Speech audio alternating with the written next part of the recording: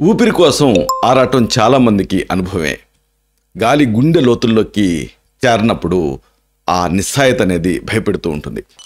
మీకు ఛాతిపైన ఏదో ఒక అదృశ్య భారం మోపినట్టుగా, ప్రతి శ్వాస ఒక పోరాటం అయినట్టుగా అనిపిస్తూ ఉంటుందా? ఆస్మా అంటే కేవలం పిల్లి కోతలో, దగ్గులో వినిపించేటటువంటి శబ్దమో కాదు. అదొక నిశ్శబ్ద యుద్ధం. మన ఊపిరితిత్తుల లోపల నిరంతరం జరిగే సంఘర్షణ. దాని నీడ ఎప్పుడు పడుతుందో, ఎప్పుడు దాడి చేస్తుందో ఊహించలేం. ఈ తెలియని శత్రువు గుట్టు విప్పకపోతే దాని పదునైన పంజా మన ప్రశాంతతని గాయపరుస్తుంది. మిత్రులారా, నమస్కారం. నేను మీ డాక్టర్ చిరుమామిళ్ళ మురళీ మనోహర్. ఈ వీడియోలో చాలా ముఖ్యమైన విషయాన్ని మనం తెలుసుకోబోతున్నాం. ఆస్మా గురించి మీరు తప్పకుండా తెలుసుకోవాల్సిన కొన్ని విషయాలున్నాయి. ముఖ్యంగా దీన్ని ప్రివెంట్ చేయాలనుకుంటే ఈ విషయాల మీద మీకు అవగాహన అనేది చాలా ముఖ్యం. ఇది తెలుసుకుందాం. చూడండి, ఆస్మా లేదా ఈ ఉబ్బసం అనేది ఊపిరితిత్తుల లోపల ఉండేటువంటి వాయు మార్గాల్ని ప్రభావితం చేసే ఒక వ్యాధి. ఆస్మా ఉన్నప్పుడు ఆ వాయు మార్గాలు అతి సున్నితంగా ఉంటాయి. ఆస్మా వచ్చినప్పుడు ఊపిరితిత్తుల లోపల ఉండేటటువంటి ఆ చిన్న చిన్న వాయు మార్గాల తాలూకు ఆ కండరాలు సంకోచించి మార్గాల్ని ఇరుగ్గా మారుస్తాయి. దీంతో ఏం జరుగుతుంది?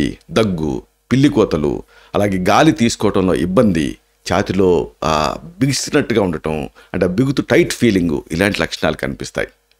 ఆయుర్వేదంలో దీన్ని శ్వాస రోగం, ఇంకా స్పెసిఫిక్గా తమక శ్వాస అంటారు. ఇది ఒక శ్వాస సంబంధిత వ్యాధి. ఇది ప్రధానంగా వాతం అలాగే కఫదోషాల అసమతుల్యత వల్ల వస్తూ ఉంటుంది. ఇది ప్రాణవాహ స్రోతస్సు, అంటే ఆ ప్రాణవాయువుని తీసుకెళ్లే మార్గాల్ని దెబ్బతీస్తుంది, ఎఫెక్ట్ చేస్తుంది. వాయు మార్గాల తాలూకు సున్నితత్వం అనేది పెరిగిన వాత దోషాన్ని సూచిస్తుంది. కండరాల సంకోచం, ఆ శ్లేష్మం అనేవి కఫ దోషాన్ని సూచిస్తాయి. ఆస్మా నిజానికి జీవితాంతం తరచుగా వచ్చేటటువంటి వ్యాధి. అంటే లక్షణాలు లేని కాలాలు, తీవ్రమైనటువంటి దాడుల మధ్య మారుతూ ఉంటుంది ఆస్మా అనేది. నిజానికి ఆస్మా శారీరక సమస్య కానీ భావోద్వేగ సమస్య కాదు. చాలామంది ఆ భావోద్వేగాల వల్ల ఈ ఆస్మా వస్తుందని అనుకుంటూ ఉంటారు. అయితే మానసిక ఒత్తిడి, ఆందోళన, నిరాశ ఇలాంటివి ఆస్మాని మరింత తీవ్రతరం చేస్తాయి, కానీ అవి కాజేటివ్ ఫ్యాక్టర్స్ అయితే కాదు. అయితే అతి ముఖ్యమైన విషయం ఏంటంటే ఆస్మా దాడులకి కారణాలు ఏమిటి, ఇది తెలుసుకోవాలి. రకరకాల కారణాలు ఆస్మా దాడుల్ని స్టిమ్యులేట్ చేస్తాయి, ప్రేరేపిస్తాయి. ప్రధానంగా చెప్పుకోవాల్సింది శ్వాసకోశపు ఇన్ఫెక్షన్స్, అంటే శ్వాస మార్గాలకి సోకే అంటువ్యాధులు. ఉదాహరణకు జలుబు, అలాగే ఫ్లూ ఒక రకమైన వైరల్ జ్వరం ఇది, అలాగే బ్రాంకైటిస్ శ్వాసనాళాల వాపిది, అలాగే సైనస్ ఇన్ఫెక్షన్ అంటే ముక్కు చుట్టూ ఉండేటటువంటి గాలి గదుల వాపు, ఇలాంటివి ఆస్మాని ట్రిగర్ చేస్తూ ఉంటాయి. అలాగే వాతావరణం కూడా పుప్పొడి, బూజు, జంతువుల తాలూకు ఆ మృత కణాలు అంటే చర్మపు పొట్టు లేదా దుమ్ము, ధూళి, పొగ తాలూకు కణాలు, ఇవన్నీ ఎలర్జెంట్స్. ఇవన్నీ కూడా ఎలర్జీని కలిగించే పదార్థాలు. వీటిని పీల్చినప్పుడు కూడా ఆస్మా ట్రిగర్ అవుతుంది. ఆయుర్వేదం ప్రకారంగా ధూమం అంటే పొగ అనేది, ఆ ధూళి అనేది ఆ వాత కఫాల్ని పెంచుతాయి. ఇంకొక ఆసక్తికరమైన విషయం, ముఖ్యమైన విషయం ఏంటంటే కొంతమంది మందులు విపరీతంగా వాడేస్తూ ఉంటారు. ఓవర్ ది కౌంటర్ డ్రగ్స్ లాగా వాడుతూ ఉంటారు, ప్రిస్క్రిప్షన్ డ్రగ్స్ని. ఇవి ఆస్మాని ట్రిగర్ చేస్తున్నాయి. అందుకే మన ఇండియాలో ఈ మధ్య ఇది ఒక మెయిన్ ఎమర్జింగ్ కాజ్ అయిపోయింది ఆస్మాకి. అదే ఆస్పిరిన్, అలాగే బీటా బ్లాకర్స్, ఇంకా ఏస్ ఇన్హిబిటర్స్, ఇలాంటి కొన్ని మందులు తీసుకోవటం కూడా ఆస్మాకి ఒక కారణం కింద ఉంటుంది. ఇంకా భావోద్వేగ తీవ్రతలు, నవ్వటం, ఏడవటం, ఇలా తీవ్రమైన భావోద్వేగాలు కూడా ఆస్మాని ట్రిగర్ చేస్తాయి. అలాగే అతిగా వ్యాయామం చేయటం, ముఖ్యంగా బయట చల్లటి గాలిలో చేయటం అనేది ఒక కారణం. అంటే ఎక్సర్సైజ్ ఇండ్యూస్డ్ ఆస్మా అంటారు. చల్లటి గాలి వాత కఫ దోషాన్ని పెంచుతుంది. ఉష్ణోగ్రత, తేమ స్థాయిలలో మార్పులు రావటం కూడా ఒక కారణమే.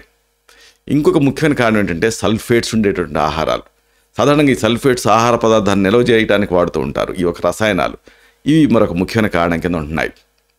మెయిన్గా వైన్లో ఈ సల్ఫేట్స్ ఉంటాయి, అలాగే ప్రాసెస్ చేసిన ఆహారాల్లో కూడా కనిపిస్తాయి. ఇవి కఫాన్ని పెంచేటటువంటి అవకాశం ఉంది. ఇక ఆస్మా దాడులు అనేవి తేలికపాటి నుంచి తీవ్రమైన స్థాయి వరకు ఉండే అవకాశం ఉంది. చికిత్స దీనికి అనుగుణంగా ప్లాన్ చేయాల్సి ఉంటుంది. నిజానికి ఆస్మా అనేది ఒక సంక్లిష్టమైనటువంటి ఒక కండిషన్. కాబట్టి దీనికి అనుగుణంగా ఆస్మాని డయాగ్నోజ్ చేసి పర్సన్ స్పెసిఫిక్గా వీటిని ఈ మందులను ఇవ్వాల్సి ఉంటుంది. అంటే ఈ మందులు అనేవి ఆ కండిషన్ తాలూకు తీవ్రతను బట్టి ప్రిస్క్రైబ్ చేయాల్సి ఉంటుంది. కొన్ని రకాల మందులు ఆస్మా దాడి వచ్చినప్పుడు తీసుకోవాల్సి ఉంటుంది. మరికొన్ని రకాల ఆస్మా దాడుల్ని నివారించడానికి తీసుకోవాల్సి ఉంటుంది. ఆయుర్వేద చికిత్సలో వాతం, కఫం ఈ 2 దోషాలని శాంతింపజేయటం, శ్వాస మార్గాల్ని శుభ్రం చేయటం, ఊపిరితిత్తుల్ని బలోపేతం చేయటం అనేవి ప్రధాన లక్ష్యాలు. కొన్నిసార్లు వైద్య పర్యవేక్షణలో శరీరాన్ని శుద్ధి చేయడానికి వమనం అంటే వాంతులు చేయించడం ద్వారా దోషాలను బయటకు పంపే ట్రీట్మెంటు, అలాగే విరేచనం అంటే విరేచనాల ద్వారా దోషాలను బయటికి పంపే ట్రీట్మెంట్స్, ఇలాంటి పంచకర్మ ట్రీట్మెంట్స్ని కూడా సజెస్ట్ చేయాల్సి ఉంటుంది. ఇక ఆస్మా రోగులకి సెల్ఫ్ కేర్ అనేది చాలా ముఖ్యం. ఎందుకంటే అన్ని సందర్భాలలో డాక్టర్లు అందుబాటులో ఉండరు, అలాగే మందులు కూడా అందుబాటులో ఉండవు. కానీ ఎవరికి వాళ్ళు వాళ్ళ ఈ కండిషన్ అర్థం చేసుకొని దాన్ని కంట్రోల్లో పెట్టుకోవడం చాలా ముఖ్యం. ఆస్మా ఉన్నప్పుడు ఎవరికి వాళ్ళు ఈ జాగ్రత్తలు తీసుకోవాల్సి ఉంటుంది. మెయిన్గా స్మోకింగ్ అనేది అస్సలు చేయొద్దు, ధూమపానం నిషిద్ధం. అలాగే పొగ, వాయు కాలుష్యానికి దూరంగా ఉండటం చాలా అవసరం. వాయురథకం దేశం కాలం ఉత్తరోత్తర బలవత్తరంగా మన ఆరోగ్యాన్ని దెబ్బతీస్తూ ఉంటాయి. కాబట్టి పొగ, వాయు కాలుష్యానికి దూరంగా ఉండాలి. అన్ఫార్చునేట్గా పల్లెటూళ్ళలో కూడా ఈ మధ్య ఇలాంటి వాయు కాలుష్యాలు పెరిగిపోతూ ఉన్నాయి. ఆయుర్వేదం చెప్పినట్లుగా ఈ ధూమం అంటే పొగ అనేది ఆ కలుషిత వాతావరణాన్ని ఎక్కువ చేస్తూ ఉంటుంది. కాబట్టి జాగ్రత్తగా ఉండాలి దీంతో. ఇంకా శారీరక స్రావాలు పలచబట్టం అవసరం. దీనికి పుష్కలంగా నీళ్లు లేదా ద్రవాలు తాగాలి. రోజుకి 2 నుంచి 3 లీటర్లు అన్నీ కలుపుకొని. ఆయుర్వేదం ప్రకారంగా కఫాన్ని పలచబట్టడానికి వెచ్చటి నీళ్ళు ఉత్తమం. అంటే గోరువెచ్చటి నీళ్ళు, ఉష్ణోదక జలపానం అంటాం. లేదా అల్లంతో తయారు చేసుకున్న టీ అంటే ఏమిటి, టీ పొడి వేస్ట్ చేయటం కాదు. అంటే మన వాళ్ళు మామూలు టీ తయారు చేసి దానికి అల్లాన్ని దంచేస్తున్నారు, అట్లా కాదు. బాగా నీళ్లు మరిగించి ఆ మరిగిన నీళ్ళను ఒక కప్పులో తీసుకొని అల్లాన్ని చిన్న చిన్న ముక్కలుగా కట్ చేసి దాంట్లో వేసి ఇన్ఫ్యూజ్ చేసి అప్పుడు ఆ నీళ్ళని తాగాలి. ఇది అల్లం టీ. అలాగే అతిమధురం వేరు టీ, ఇది స్టీరాయిడ్ లాగా పనిచేస్తుంది. అతిమధురం వేర్లను తీసుకొచ్చి కచ్చాపచ్చాగా దంచి నీళ్ళకి వేసి బాయిల్ చేసి ఆ నీళ్ళని తాగాలి.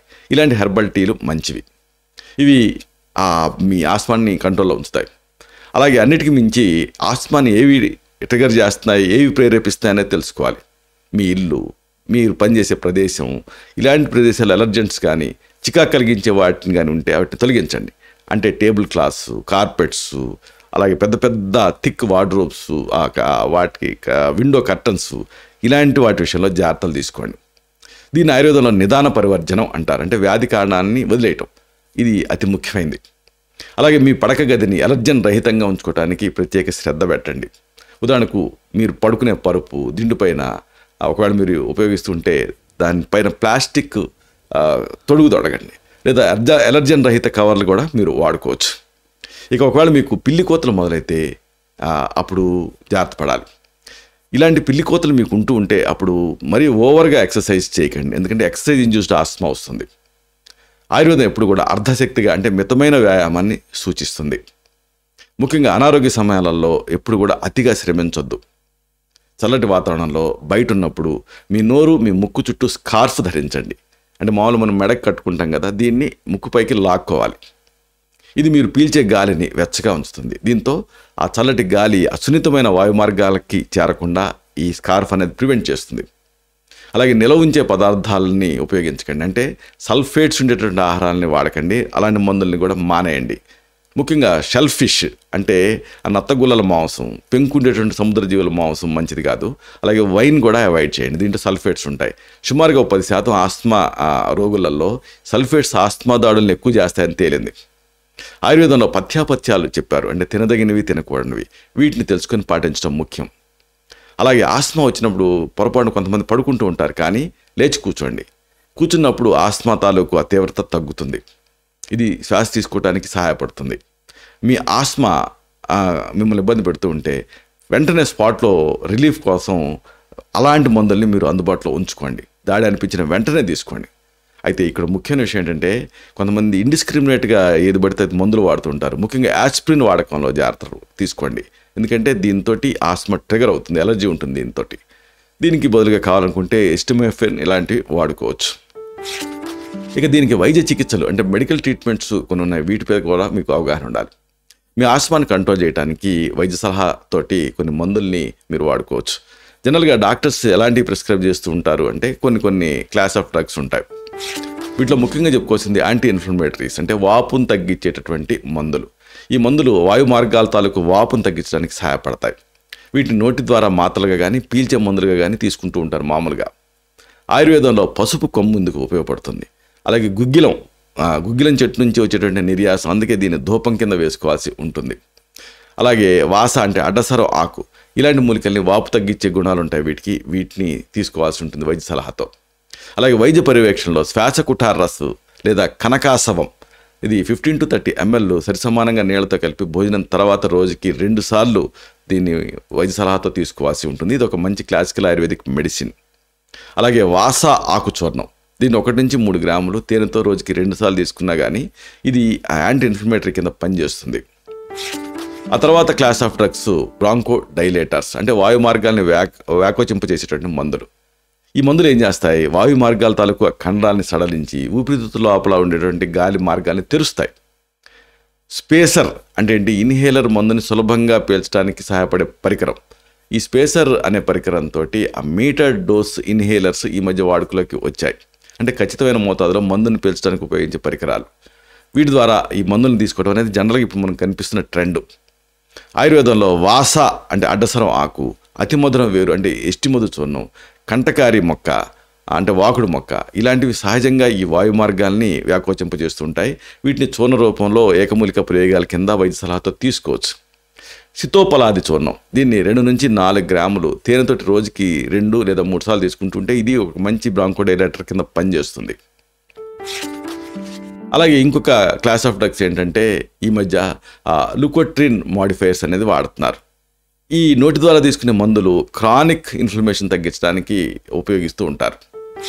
అయితే అసలు మీకు ఈ ఆస్మా కంట్రోల్లో ఉందా లేదా అనేది తెలుసుకోవడానికి పీక్ ఫ్లో మీటర్ అనేది ఉపయోగపడుతుంది. ఊపిరితిత్తుల పనితీరుని ఇంట్లో పర్యవేక్షించే పరికరం. దీన్ని బట్టి మీరు అడ్జస్ట్ చేసుకుంటూ ఉండాలి మీ ఊపిరితిత్తుల సామర్థ్యాన్ని. దీన్ని ఉపయోగించడం మీరు నేర్చుకోవచ్చు. అయితే చాలామంది అడిగేది ఏంటంటే దీనికి ఏమన్నా వ్యాక్సిన్స్ ఉంటాయని. ఆస్మాకి డైరెక్ట్గా లేకపోయినా ఫ్లూకి ఉంటున్నాయి. యాక్చువల్గా మన ఇండియన్స్లో ఇది అంతగా ఉపయోగం లేదు, కానీ ఎన్ఆర్ఐస్ మన అమెరికా ఇలాంటి దేశాల్లో స్థిరపడిన మన భారతీయులు దీన్ని ఈ వ్యాక్సిన్ షాట్స్ని అంటే ఫ్లూ షాట్స్ని తీసుకుంటూ ఉన్నారు. కొంతవరకు ఆస్మా అనేది ఇన్ఫెక్షన్స్ వల్ల వస్తున్నప్పుడు అది ప్రివెంట్ చేయడానికి సహాయపడుతుంది. ముక్తాయింపుగా ఒక మాట మీకు చెప్పే తీరాలి. శ్వాసపైన పట్టు అనేది నిజానికి ఒక సాధన. ఆస్మా సంఖ్యలని సరైనటువంటి అవగాహనతో, జ్ఞానంతో, సరైన జాగ్రత్తలతో ఛేదించవచ్చు. ప్రతికూలతని అనుకూలంగా మార్చుకునేటువంటి శక్తి అనేది ఈ అవగాహనలోనే ఎవరికైనా ఉంటుంది. మీ ఊపిరితిత్తుల లయని భయంతో కాదు, ధైర్యంతో నియంత్రించాలి మీరు. జీవన గమనంలో ఆస్మా అనేది ఒక చిన్న మలుపే కానీ నిజానికి ముగింపు కాదు. ప్రతి శ్వాసలోనూ జీవించే కళని నేర్చుకోవటమే అసలైన విజయం. ఆస్మా ఉన్నా మీ జీవితపు గాలిపటం స్వేచ్ఛగా ఎగురుతూనే ఉండాలి. ఇలాంటి మరిన్ని ఇన్ఫర్మేటివ్ వీడియోస్ కోసం ఈ ఛానల్ సబ్స్క్రైబ్ చేసుకోండి. అలాగే ఈ వీడియోలు అప్లోడ్ అవడంతోనే ఆ విషయం మీకు తెలియాలనుకుంటే బెల్ బటన్ క్లిక్ చేయండి. అప్పుడు మీకు ఒక నోటిఫికేషన్ వస్తుంది. ఆ నోటిఫికేషన్ మీరు క్లిక్ చేస్తే ఆ వీడియోని మిస్ కాకుండా చూడగలుగుతారు. అలాగే ఈ వీడియో మీకు నచ్చితే లైక్ చేయండి. అప్పుడు ఇది మరింత ఎక్కువ మందికి రికమెండ్ అవుతుంది. ఈ వీడియో తాలూకు పర్పస్ సర్వ్ అవుతుంది. అంటే అందరికీ ఆరోగ్యం అన్న మన అభిలాష, మన ఆకాంక్ష నెరవేరుతాయి. అలాగే మీకు ఆస్మా ఉందా, ఉంటే మీరు ఎలాంటి జాగ్రత్తలు తీసుకుంటున్నారు, మీకు ఎలా రిలీఫ్ వస్తుంది, ఆయుర్వేదిక్ మెడిసిన్స్ మీకు ఉపయోగపడాయా, ఇలాంటి మీ అనుభవాల్ని ఆ కామెంట్ సెక్షన్లో పోస్ట్ చేయండి. అప్పుడు ఇది మన తోటి సబ్స్క్రైబర్స్కి ఒక ఫస్ట్ హ్యాండ్ ఇన్ఫర్మేషన్ లాగా ఉపయోగపడుతుంది. శతం జీవ శరదో వర్ధమాన, శతం హేమంతాన్ శతం వసంతాన్, 100 శరత్తులు, 100 హేమంతాలు, 100 వసంతాలు వర్ధిల్లుతూ జీవించండి. Stay healthy, stay happy, be positive, keep smiling. Love you all. శుభం.